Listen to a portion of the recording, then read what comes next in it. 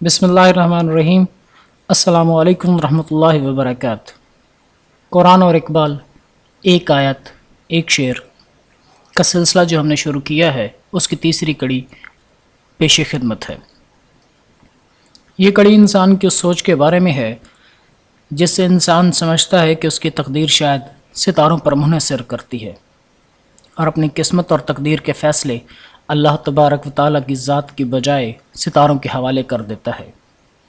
آیت، حدیث اور اقبال کے شعر کی نظر میں یہ عمل کیسا ہے، ذرا غور سے پوری ویڈیو دیکھیے گا۔ شکریہ۔ سورہ نحل آیت نمبر 12 میں اللہ تعالیٰ فرماتے ہیں، اور اسی نے تمہارے لیے رات اور دن اور سورج اور چاند کو کام میں لگایا، اور اسی کے حکم سے ستارے بھی کام میں لگے ہوئے ہیں، سمجھنے والوں کے لیے اس میں نشانیاں ہیں۔ دوستو، اللہ تعالیٰ نے سورج، چاند، ستارے کو اپنے اپنے کام پر لگایا ہے، اور یہ کام بھی اللہ تعالیٰ نے قرآن پاک میں بیان فرما دیے ہیں۔ پہلا کام سورہ صفات آیت نمبر 6 میں بیان ہے، ہم نے آسمان دنیا کو ستاروں سے آراستہ کیا۔ یعنی پہلا کام تو سجاوٹ کا ہے، یعنی دیکھنے والوں کو اچھا لگے، خوبصورتی کا ایک منظر ہوتا ہے۔ دوسرا کام سورہ حجر آیت نمبر 16 سے 18 تک، یقیناً ہم نے آسمان میں بروج بنائے اور دیکھنے والوں کے لیے اسے سجا دیا اور اسے ہر شیطان مردود سے محفوظ رکھا، ہاں مگر وہ جو چوری چھپے سننے کی کوشش کرے اس کے پیچھے دہکتا ہوا کھلا شعلہ لگتا ہے۔ دوسرا کام شیطان سے حفاظت کا ہے۔ شیطان فرشتوں کی باتیں سننے کے لیے آسمان کی طرف سفر کرتے ہیں اور یہ ستارے اس کا راستہ روکتے ہیں۔ تیسرا کام راستوں اور سمتوں اور وقت کے تعین کے لیے ہے۔ سورہ انعام آیت نمبر 97، وہ اللہ ایسا ہے جس نے تمہارے لیے ستاروں کو پیدا کیا تاکہ تم ان کے ذریعے اندھیروں میں، خشکی میں اور دریا میں راستہ معلوم کر سکو۔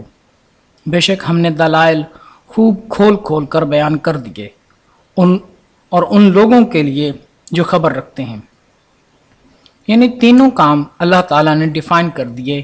پہلا کام خوبصورتی کا ہے، دوسرا شیطان سے حفاظت کا، اور تیسرا انسانوں کی رہنمائی کا کہ وہ راستے، سمت اور وقت کا تعین کر سکیں۔ مگر انسان نے اس کو کیا سمجھا ہے کہ شاید ستارے ہماری تقدیر ہی کا فیصلہ کر دیتے ہیں۔ ایک حدیث میں ستاروں کے علم کے بارے میں جو آیا ہے اس کے بارے میں ہم دیکھتے ہیں۔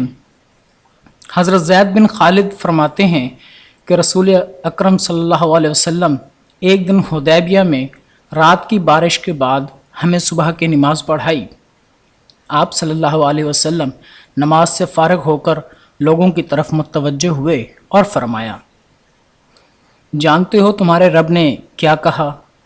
صحابہ نے جواب دیا، اللہ اور اس کا رسول خوب جانتے ہیں۔ فرمایا کہ اس نے کہا، میرے بندوں نے صبح کی، کچھ تو میرے ساتھ ایمان لانے والے تھے اور کچھ کافر تھے۔ جس نے کہا کہ اللہ کے فضل سے اور اس کی رحمت سے بارش ہوئی، وہ مجھ پر ایمان لایا اور تاروں کے ساتھ کفر کیا، اور جس نے کہا کہ فلاں فلاں تارے کی وجہ سے بارش ہوئی، اس نے میرے ساتھ کفر کیا اور تاروں پر ایمان لایا۔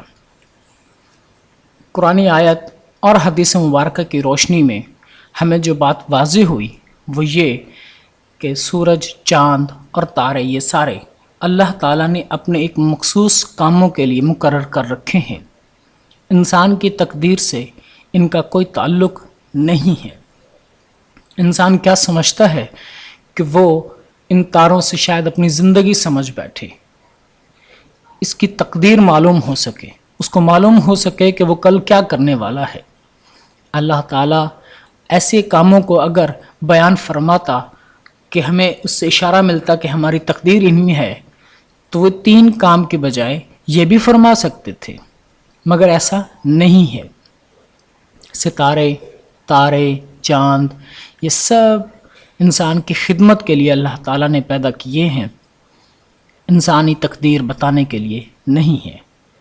علامہ اقبال اسی بات کو اپنے شعر میں یوں فرماتے ہیں: ستارہ کیا میری تقدیر کی خبر دے گا، ستارہ کیا میری تقدیر کی خبر دے گا، وہ خود فراغِ افلاک میں ہے خار و زبو۔ علامہ اقبال فرماتے ہیں کہ اتنا کھلا آسمان ہے اور آسمان میں بے تحاشا ستارے موجود ہیں اور ستاروں کے جھرمٹ موجود ہیں، وہ سارے اپنے اپنے کام میں مصروف ہیں۔ یہ میری تقدیر کی خبر دینے کے لیے نہیں ہے، بلکہ ان کے کام وہی ہیں جو اللہ تعالیٰ نے قرآن پاک میں ڈیفائن کر دیے ہیں، بتا دیے ہیں۔ How can the stars foretell what future holds in store? They roam perplexed and mean in the skies that have no shore.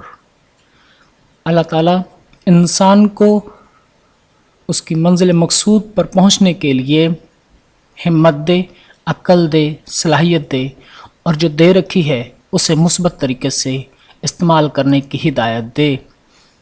اللہ حافظ۔